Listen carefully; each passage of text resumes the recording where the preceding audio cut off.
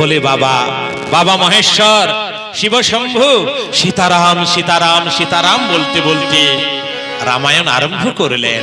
রামচরিত কথা শ্রবণ করছেন জগৎ জননী মা পার্বতী। শিব বলছেন, শোনো পার্বতী, যখন মানুষের অহংকার হয়, যখন জীবের অহংকার হয়, সেই অহংকার চূর্ণ করবার জন্য, সেই দর্প চূর্ণ করবার জন্য ভগবান বারে বারে আসেন তাদের দর্প ধ্বংস করবার লক্ষ্যে।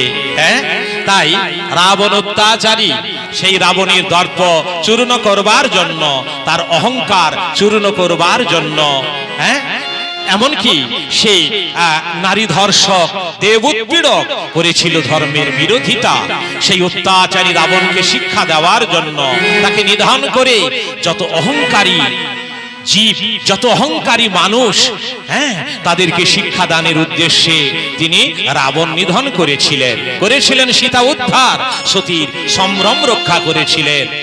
তা আমাদের কাছে একটা মস্ত বড় শিক্ষার বিষয়। এইভাবে যে সকল মানুষজন নারীদের প্রতি অত্যাচার করে, নারীর শ্লীলতা হানি করে, তার ধ্বংস অনিবার্য। এটা ত্রেতা যুগে রামচন্দ্র দেখিয়ে গিয়েছেন।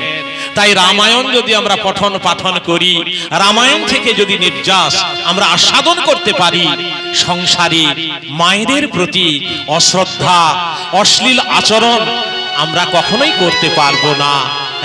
তা হচ্ছে আমাদের রামায়ণটা আমাদের কাছ থেকে দূরে সরিয়ে দিচ্ছি। রামায়ণকে বর্জন করবার জন্য, রাম নাম মুখ থেকে ছাড়াবার উদ্দেশ্যে কিছু সমাজ বিরোধীরা দাপাদাপি করছে।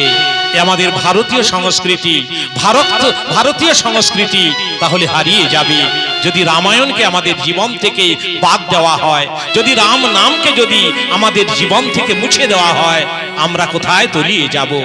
তাই আজকে সমাজের এই সমস্যা। তাই রামায়ণ শ্রবণ করুন, দেখবেন অনেক শিক্ষা লাভ করবেন এই রামায়ণের থেকে।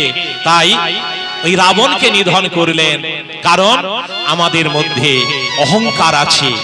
এই তমলুক এলাকায় অনেক মানুষের বসবাস, বহিরাগত এবং এখানে বহু মানুষের বসবাস, বিভিন্ন চাকরি সূত্রে, ব্যবসা সূত্রে, বিভিন্ন কর্মসূত্রে।